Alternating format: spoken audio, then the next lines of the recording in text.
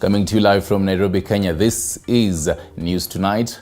Welcome to TV47, the fastest growing television network in the country. Quite a lot lined up for you this particular hour. In the next 2 hours, actually, we'll be definitely discussing the post-election assessment, what is happening. Today has been quite a busy day with Raila Odinga actually going to court, and rather saying that he will go to court to for that particular case on those particular results, and also the four commissioners saying that they disown the results. But first, let's take a look at the headlines tonight.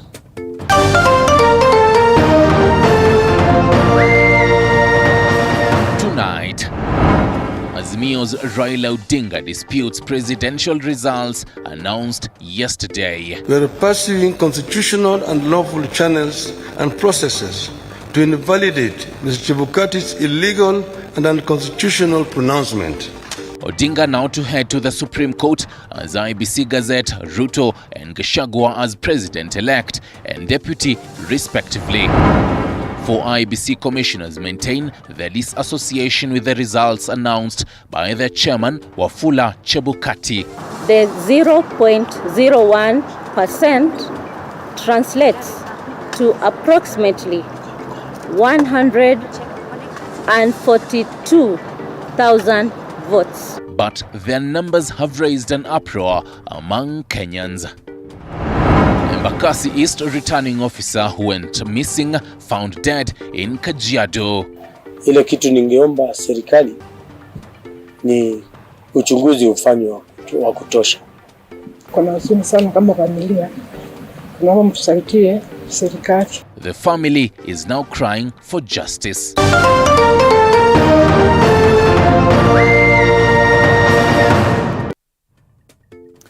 Right, welcome officially to the broadcast. My name is Stanley Iringita. Now, missing Embakasi East Independent Electoral and Boundaries Commission returning officer Daniel Mbulu Musyoka has been found dead in Loitoktok Kajiado County. The body of the 53-year-old Mbulu, who was reported missing by the IEBC chairman Wafula Chebukati early on Friday night, was found by local herders in the Kilombero forest at the foot of Mount Kilimanjaro. Dennis Otieno with the details. The lifeless body found at the Kilombero forest in Loitoktok Kajiado County has been identified to be that of the missing Independent Electoral and Boundaries Commission IEBC Embakasi East returning officer Daniel Mbulu Musyoka. Confirming the incident, Kajiado South Sub-County Commissioner Shadrack Kiprop Ruto stated that a group of local herders grazing their livestock at the foot of Mount Kilimanjaro found the body and alerted the police. Kuna wachungaji walikuwa na chunga mifugo huko, ndio wakapasha habari polisi, na polisi walipofika huko wakapata kwamba ilikuwa ni mwili ya mwanaume kutoka ambayo ilikuwa haijaharibika sana, ilikuwa ingali fresh. Kipruto says Musyoka's body was identified by his sisters Mary Mwikali and Ann Boya at the Kajiado South Sub-County mortuary as they called for speedy investigations so as to have justice served promptly. Kushangaza ni kwamba mtu alipotea Wednesday alikuwa tu fresh, which means ni kama akuliwa njana usiku. Kuna huzuni sana kama familia. Tunaomba mtusaidie serikali. Ngana na vile namuelewa, nafikiri alikufa kwa sababu ya kufuata haki. Mimi niko 100% sure hawezi taka ongo. Na hiyo ndio sababu main nafikiria ilifanya hawa. The body is said to have been dumped into a dry seasonal river and was found naked. However, it is reported that the 53-year-old Musyoka's clothes, including a tracksuit and a Maasai shuka, were found at the edge of the valley. No identification documents were recovered near the body, as Commissioner Ruto stated that the victim might have been killed elsewhere and the body dumped in the valley, adding that scars on the body indicated torture before the death. According to the government pathologist, Dr. Mchana, who was conducting the post-mortem on Musyoka's body, forensics indicate that the victim died after being shot in the head.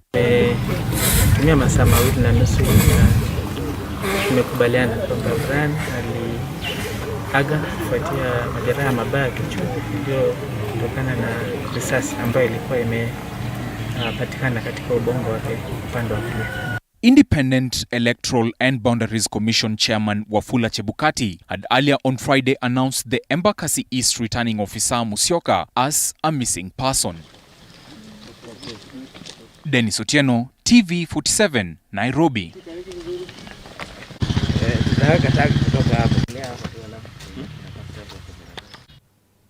Many thanks for that, Dennis Otieno. Moving on, the 4 Independent Electoral and Boundaries Commission IEBC commissioners who disowned the final presidential results are now alleging that the final figures announced were not logical.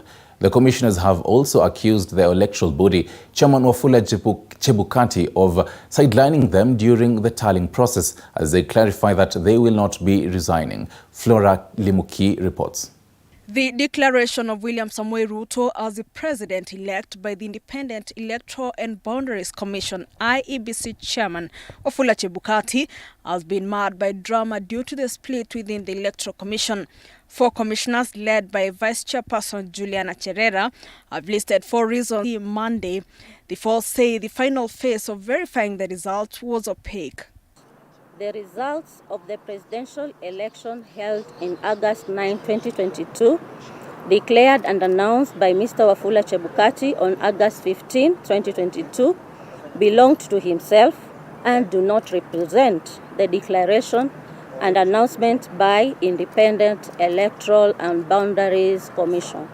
These issues that political parties were raising from the floor of the tallying center were important and needed not to have been disregarded. They are now accusing the IEBC chairman for denying them access to the back end of the final tally. They now say that Chebukati's aggregation are not logical and that the results lacked important aspects to support the percentage scored by respective candidates. Cherera stated that Chebukati's total aggregation of the votes cast was in excess by 0.01%, representing 142,000 votes. The 0.01% translates to approximately 142,000 votes, which will make a significant difference in the final results. The 4 commissioners who accompanied Cherera, Irene Masit, Justus Nyangaya, and Francis Wanderi have accused Chebukati of insisting on announcing the results even when they brought the issue to Chebukati's attention. The process that went into generation of Form 34C, which he used to declare results of the presidential election, was opaque and incapable of earning our ownership and confidence. Before the results were announced by Mr. Chebukati, they were required to announce constituencies that have not been announced. There were about 20 or slightly 20, between 20 and 30.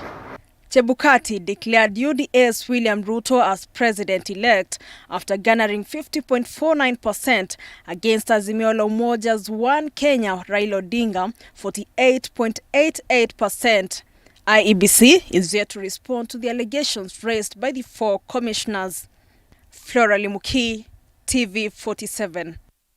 Right, and at the same time, Azimio la Umoja, One Kenya presidential candidate, Raila Odinga has disputed the election results announced on Monday, declaring UDA's William Ruto as president-elect.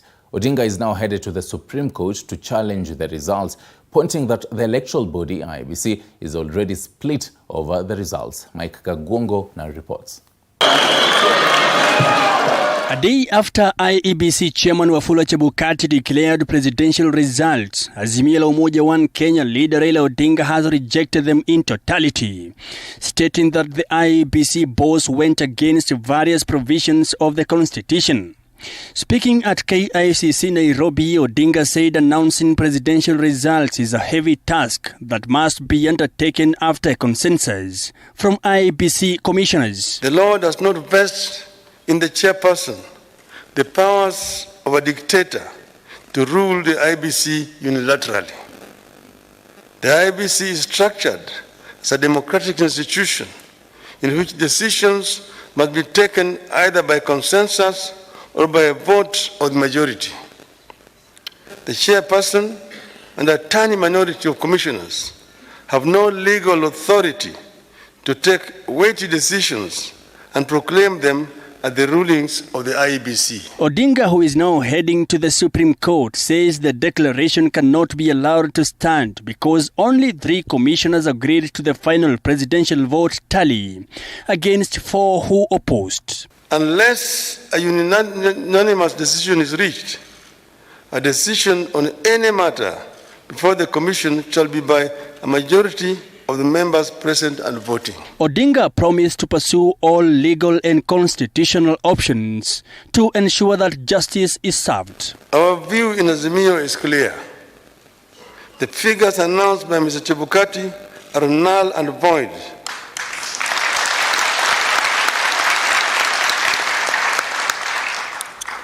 I repeat, the figures announced by Mr. Chebukati are null and void and must be quashed by a court of law.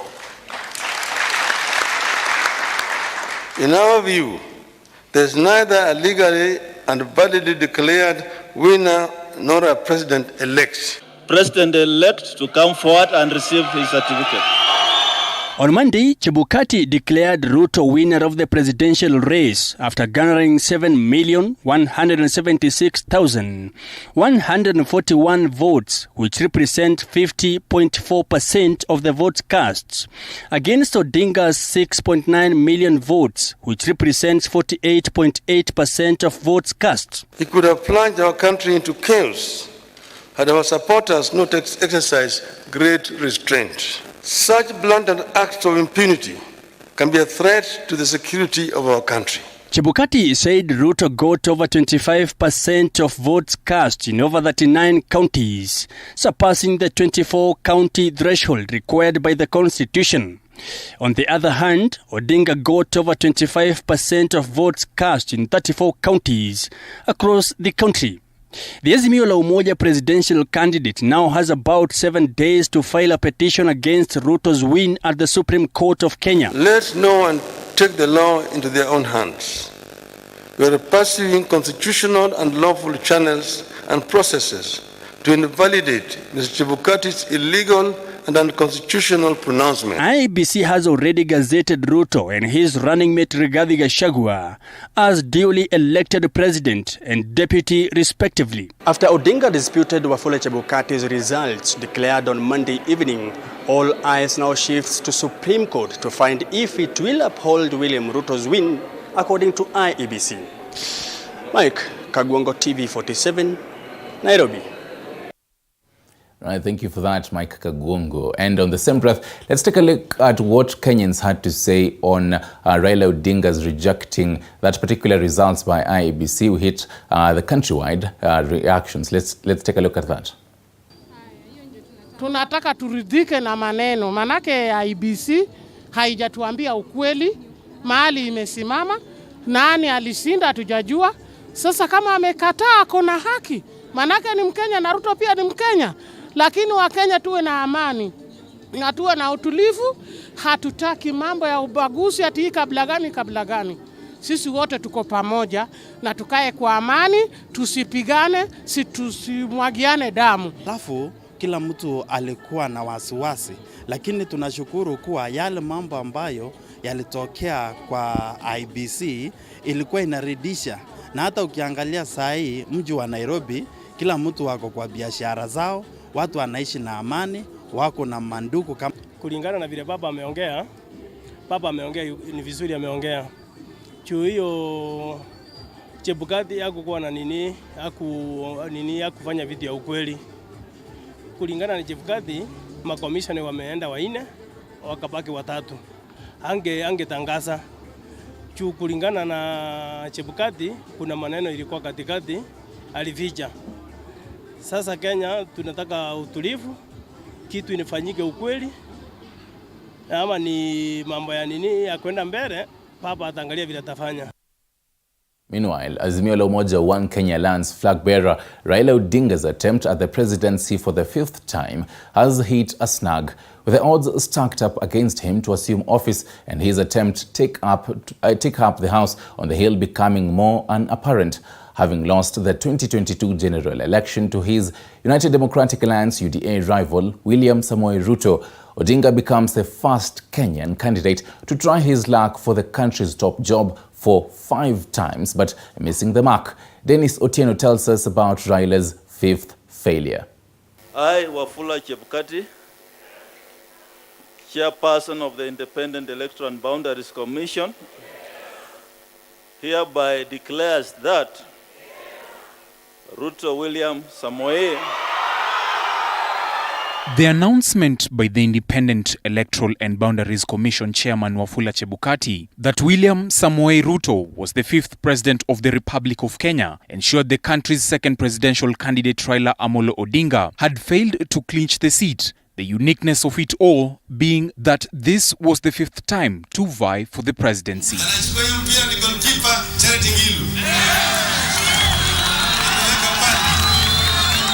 Odinga, having the passion and dedication to lead the country as the President of the Republic, started his ambitions in the year 1997 when he first made it to the ballot papers as a candidate, finishing the race 3rd behind the late Daniel Torotich Arap Moi and the late Mwai Emilio Stanley Kibaki.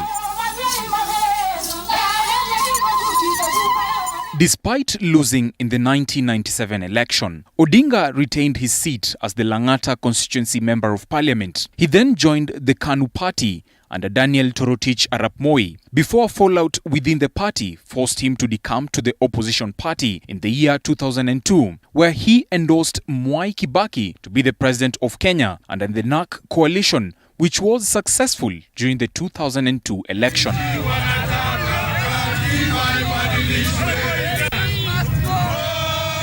Remaining in active politics after Kibaki was elected in office, Odinga in the super coalition of NARC Kenya failed to hold fort as he fell out with Kibaki in what they termed up as betrayal. He then formed the Orange Democratic Movement ODM party, where he contested for the presidency in the year 2007 as Kibaki was attempting to be re-elected for a second term.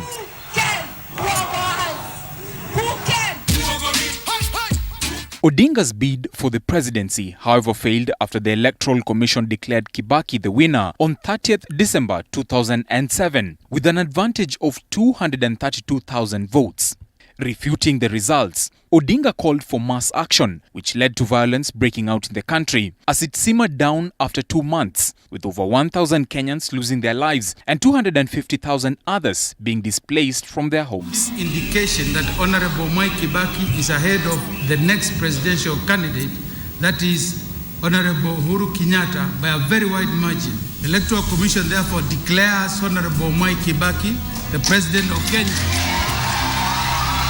A deal between Odinga and Kibaki was, however, brokered by the then United Nations Secretary General Kofi Annan, where both leaders will share power and create the post of a prime minister. The deal was signed in February 2008. Remaining resilient and determined to clinch the seat, Odinga tried his luck at the presidency during the 2013 March poll that pit him against Uhuru Kenyatta and his deputy William Ruto, who had been endorsed by the outgoing president Mwai Kibaki. Odinga lost once again to his opponents by a difference of 832,887 votes as he challenged the outcome of the election at the Supreme Court with no success. Seeking to stop a second term for the Jubilee government led by President Uhuru Kenyatta and his deputy William Ruto, Raila Odinga contested for the 2017 general election, where he lost again, faulting his opponents for tampering with the commission's server to alter the results to their favor. Odinga filed an appeal to the Supreme Court over the alleged election irregularities, which saw the announced results nullified and a re-election held, where the Jubilee coalition emerged victorious. Subsequently, on 30th January 2017, Odinga staged a swearing-in ceremony where he named himself the People's President. On 9th March 2017, Odinga and his arch-rival Uhuru Kenyatta made a press briefing where they announced to the public that they had reconciled and shook hands to support each other for the peace of the country.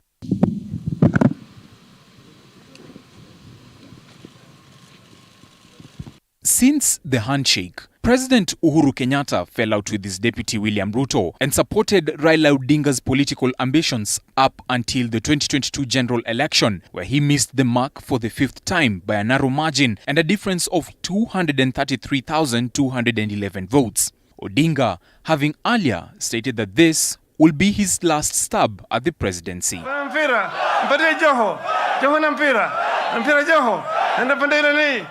Otieno, TV47, Nairobi.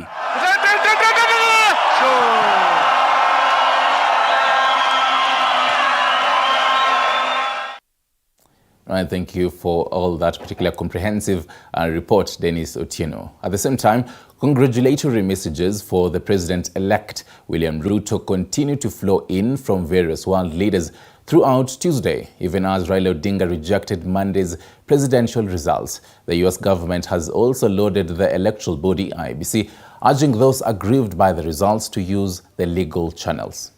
In a statement, the US Embassy has congratulated the people of Kenya for exercising their right to vote in the August 9th election. The statement added that the Joe Biden administration commends the active participation of Kenya's political parties, civil society and citizens in shaping robust discussions throughout the campaign period. The US applauded the efforts of the Independent Electoral and Boundaries Commission, security forces, and all electoral institutions to organize a peaceful and orderly voting and counting process.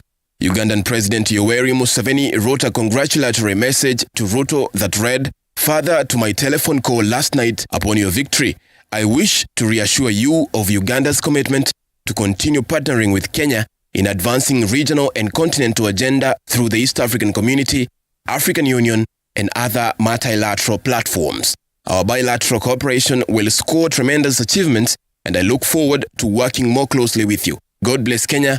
God bless East Africa." End of quote. Tanzanian President Samia Suluhu also sent a message to Ruto terming the election exercise as peaceful. "I congratulate the people of Kenya on their peaceful general election and the subsequent announcement of Dr. William Ruto as president-elect. We look forward to continue working together with our brothers and sisters in Kenya to strengthen our historically close ties. Tuko pamoja." End of quote. In his statement posted online, Nigerian President Muhammadu Buhari wrote, "I congratulate the President-elect of Kenya, William Ruto, on his victory in the August 9th, 2022 general election. I wish him a successful inauguration and tenure in office, while also looking forward to more fruitful and robust engagements between Nigeria and Kenya." End of quote. The Prime Minister of Ethiopia, Kenya's neighbor to the north, promised to work with Ruto's administration, and he wrote, "My congratulations to William Ruto on your election as the President of the Republic of Kenya.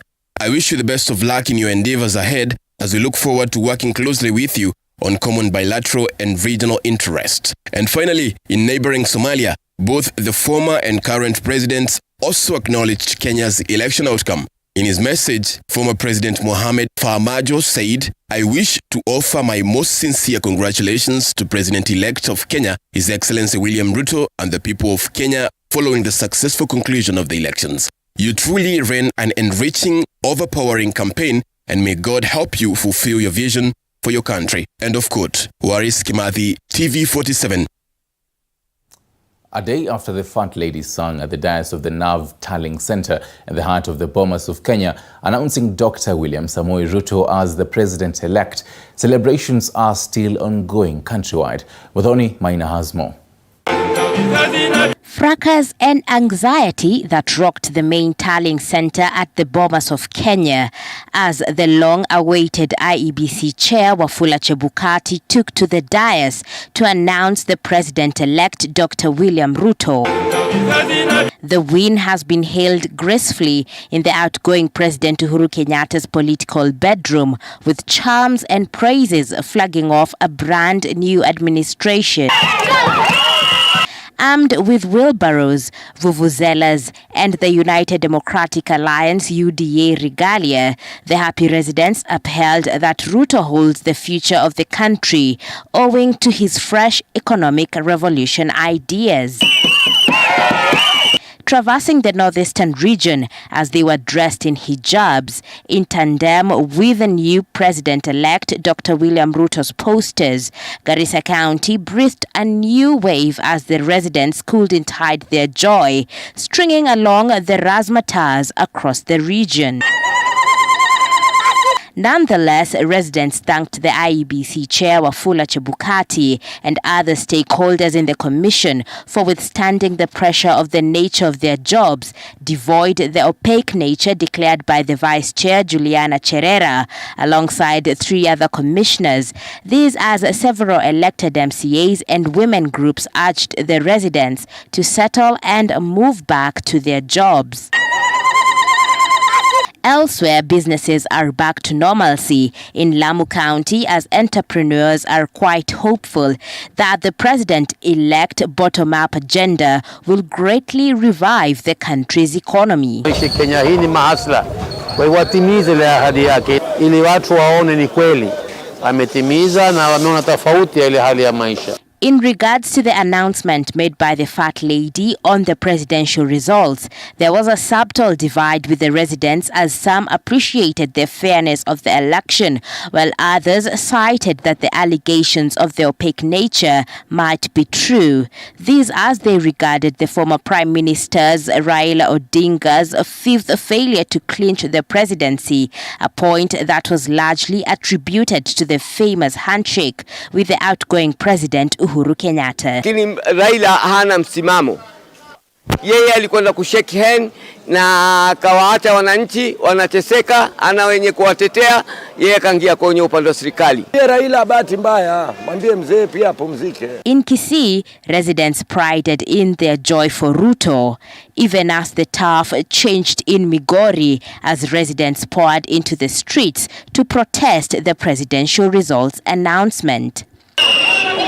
Up in arms, they lit bonfires and closed the busy Migori-Kisii highway and demanding the IEBC chairman to conduct a free, fair and credible election free from any anomalies. Chebukati come out and conduct free, fair and credible election. In Thika, Kiambu County, a section of aspirants seeking the Member of County Assembly MCA position for Kamenu Ward now want the August 9 election for the position nullified and revoked over alleged malpractices. The aspirants in one of the largest ward in the country with 55,000 voters insist that the electoral process was not only compromised but was also marred with glaring irregularities allegedly executed by the United Democratic Alliance UDA in cahoots with the IEBC staff deployed in the area.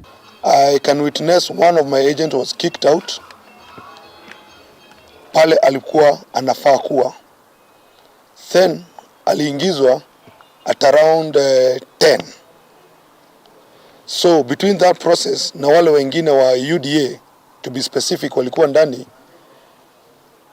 yeye mwenyewe alikuwa kicked out. You can imagine after that process na hiyo time yote aliambiwa arudi nani, we can only imagine Kenya kulikuwa kinaendelea. Muthoni Maina, TV47. Thank you, Muthoni Maina. Now, Elections Observations Group has expressed its pleasure on how IEBC conducted the elections. The group says its parallel vote tabulation projections tallied the results, asking Kenyans to remain peaceful. This story was produced by Andrew Juma. Addressing the media at a Nairobi hotel, the group noted that the commission did the best by solving minor challenges which occurred on the day of voting, like failing of Kim's kit as soon as possible to ensure all Kenyans are able to vote without failing. Elog notes that the results transmission system worked much better than expected, with over 99% of scanned images of the 34A and 34B posted on the IEBC web portal. Observer Group has said that the results of Kenya's August 9th presidential election, as announced by the Independent Electoral and Boundaries Commission, IEBC, are in line with its own projections. I gave an example of a polling station. There are many people who are in the polling station, but only the returning officer has the duty to pronounce the results. It is the same way with presidential results. There are many actors, the commissioners, but the person who is charged with the constitutional duty of pronouncing the results is the chair of the commission. The Elections Observation Group, Elog, said it received data from over 5,000 observers deployed across 290 constituencies in the country's 47 counties. Elog deployed a parallel vote tabulation PVT project to assess the electoral process from setup and opening, voting, counting, and the official results. The PVT observers were part of 5,000 observers that Elog deployed in all the 290 constituencies in the country. The group's projection gave William Ruto 50.7% to the IEBC's 50.49%, with a margin of error of 2.1%. For Raila, it was 48.7%, for the IEBC's 48.5%, with a margin of error of 2.1%. Comparison of official IEBC results with Elog PVT projections. Candidate 1, Odinga Raila Amolo. Official IEBC result, 48.85%. PVT projection, 48.7%. Margin of error, plus or minus 2.1%. The group also said that the commission failed to meet its target of registered voters. IEBC had targeted to register 6.0 million voters through the enhanced continuous voter registration exercise, but only managed to register slightly above 2.5 million voters. And on that note, we take a short break. More to come.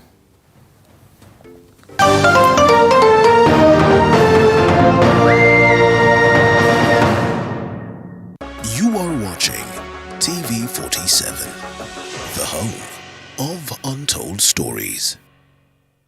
Usiyakubalie maumivu ya misuli kukatiza ratiba yako. Kaluma Pain Balm ni dawa ya kusugua iliyotengenezwa kutoka kwa miche maalum. Despite being visually impaired, he is a jack of all trades. It is our quest to find answers on how to take care of children with special needs and those with disability. You do not need to see musical notes to understand music, but rather to have your soul feel the vibe.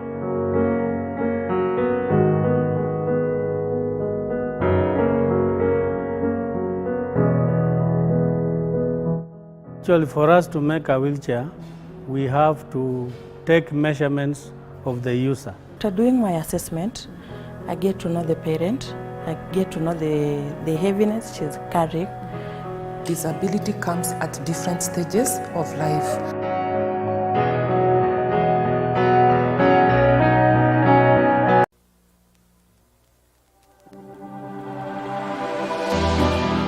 How well do you know what's happening around you? Morning Cafe with heated political debates. Barasa la siasa. Hiyo kitu azungumzie, angalie hali ya maisha ya watu. Informative health discussions. Business, farming. Tasty Wednesday, Fitness Thursday, and Feel Good Friday with amazing DJs, celebs, waimbaji, kuna comedians, alafu kuna wajinga, and music bands every Monday to Friday from 6 a.m. to 9 a.m.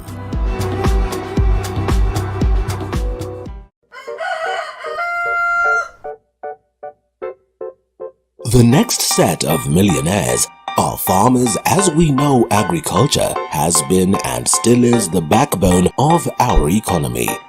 As we traverse the different counties to meet different farmers, we ensure to get the story of how they started farming. Thank you for your patronage so far. Let's continue updating you more. A Ghana Party presidential candidate, David Mwaure, now claims that the individuals who tried to interfere with the tallying exercise at the Bomas of Kenya are credibly linked to the Azimio la Umoja One Kenya coalition party. Mwaure also stated that his party has resounding evidence that links them to the Raila Odinga-led coalition. A Ghana Party chief agent Paul Mwangi also gave his accounts implicating Azimio la Umoja goons impersonating as observers during the exercise. Our chief agent and others have evidence of goons who came in the tallying floor on the night of Saturday 13th, disguised as agents, but disguised as observers, but working as agents of ASMIO, and were carrying with them documents. Among the documents were Form 34As, and other papers, which they would get and were getting from the ASMIO chief agent at the corner or the table where the agent was seated. During the process, and a tussle that started that night and ensued, among others, a computer disappeared, among others. This act we strongly condemn. I am the one who signed among the 3 chief agents. I'm the one who signed the last results. And the chief agent of ASMIO came to the room where we were signing, and wanted to tear down all the materials of the results that was seized by the chairman, Chebukati. Whereas now we were ready to go and declare through the returning officer, when I was just slightly behind the chairman, I saw the guy coming very confrontationally and was about to knock out the chairman. I realized there is already war on the stage. I ran away from the stage, but from there we watched everything that happened, like they were disrupting everything, took the pulpit down, they broke the lights, bulbs, they did all kind of manner they could have done. This is a sign of that they knew they are defeated, but they were trying to seize the IEBC to declare the results. The National Security Advisory Committee has assured Kenyans of a peaceful and secure country, further urging the business community to resume their day-to-day activities. This as Kenyans express concern on the derailing businesses witnessed in the post-election period as the country still grapples with the high cost of living. Chepto Boyd with the details. The National Security Advisory Committee has called on Kenyans in the business community to resume their daily activities, assuring of a safe country.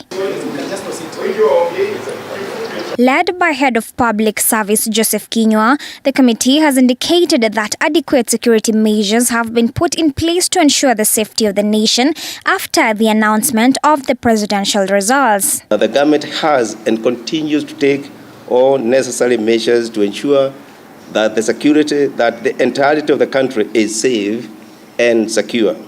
I therefore call on all Kenyans and the business community to resume their normal daily activities and get back to the business of building our great nation. However, the emptiness of the central business district is enough evidence that the streets haven't roared back to normal. According to a section of business owners, most of the residents in Nairobi traveled up country for fear of post-election violence. Na watu walienda kwa wingi kuvote, alafu sasa baada ya kuvote, kasi ni kama imekuja chini sababu watu wengi walikuwa na wasiwasi vile inaweza kuwa leo, lakini kama unaweza angalia hizi bao zetu, unaweza ona magari zetu zote zimewekelewa mbao na zinaenda salama salimini, na tuseme kazi inarudi polepole, sio vile extension ilikuwa watu wanatarajia itakuwa. Of course we are scared because we can't anticipate the safety of all of us and other Kenyans, every part of this country. People are under tension because they don't know of the outcome. We are just hoping that this calmness at least persists so that people can embark on their daily business, because everybody is now looking for bread to lay the bread down on the table for their people. On the other hand, the business community is optimistic that things will fall back to normalcy as soon as possible. Biashara wakati wa campaign mwanzo ilikuwa sawa, lakini wakati campaign ilichacha kabisa, biashara ikawa inarudi chini. Lakini after election na wakati presidential announcement is done, kasi imerudi sawa na tumerudi kasi. Leo nimefugua na watu, turnout inaonekana iko mzuri, maduka mingi imefuguliwa na hata pia watu wanatembea. Kwa hivyo it's almost normal today.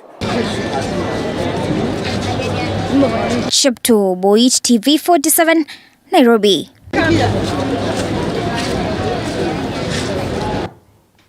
And now to the corridors of justice. The court has allowed police to detain Kimilili Member of Parliament Didmas Barasa for 10 days as they complete investigations into the murder of his opponent's aide. Barasa virtually appeared before a Bungoma court Tuesday morning, where the prosecution sought for more time to allow witnesses to record statements to assist police to finalize investigations into the incident. Beatrice Watare with the details. The lawmaker was presented before Bungoma presiding judge Charles Mutai virtually after he surrendered to the police. The court allowed the detention of the MP for 10 days as police complete investigations into the murder of his opponent's aide. The case has also been slotted for mention on Wednesday, 24th August 2022, as the court directed that by then Barasa should have been formally charged. The MP, who has already been re-elected, surrendered after he was accused of shooting and killing an aide of Brian Haemba, his opponent in the just concluded election. Police say Barasa withdrew a pistol and aimed at the deceased, who has since been identified as Brian Olunga, and shot him on the forehead. Barasa's advocate, however, opposed the detention, arguing that he willfully presented himself to the police, while the prosecution side asked for more time to write statements from IEBC and NYS officials that were present in the polling station. It is indicated that the aide was rushed to the Kimilili Sub-County Hospital, where he succumbed while undergoing treatment. He is currently being detained in Kisumu while awaiting the final verdict of the case. Thank you, Beatrice, for that. Now, members of the clergy have lauded the Independent Electoral and Boundaries Commission over the just concluded elections.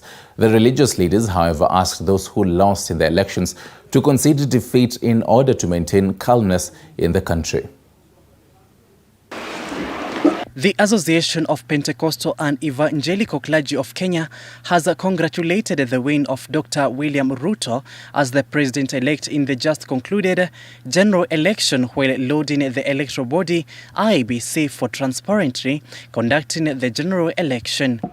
We, the Association of Pentecostal and Evangelical Clergy of Kenya, APEC, take this early opportunity to celebrate and congratulate His Excellency Dr. William Samoei Ruto, the President-elect, and His Excellency Rigathi Gachagua, the Deputy President-elect, for their historical win for the country's top leadership, ushering in a new dawn of our nation. The association has at the same time urged those who have lost in the election to accept the outcome for the interest of peace as the country transitions to a new government. We appeal to all those who did not win this election at all levels to remember that we all have a solemn duty to propagate peace, promote cohesion, and participate actively in living the Kenyan dream. They have reiterated on the need to maintain calmness, optimistic of salvaging the harsh economic times. We have an economy that is in dire need, high cost of living, high inflation, and children looking forward to go back to school. We must consider these priorities as leaders. Paul Munio, TV 47. Many thanks, Paul Munio. Now to the business world. The Standard Chartered Bank of Kenya has released its results for the 6-month period, which ended in 30th June 2022. According to a statement made by the Chief Executive Officer, Kariuki Ngari, the bank delivered a strong set of results marked by rise of income of up to 10%, healthy business momentum, and strong performance in wealth management and financial market products.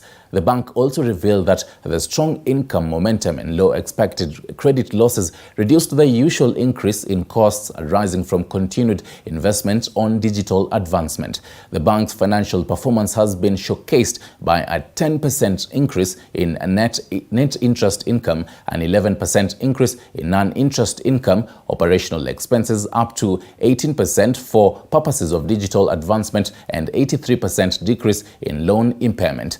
The balance sheet has also remained quite strong with stable asset quality and an 8% growth in customer deposit.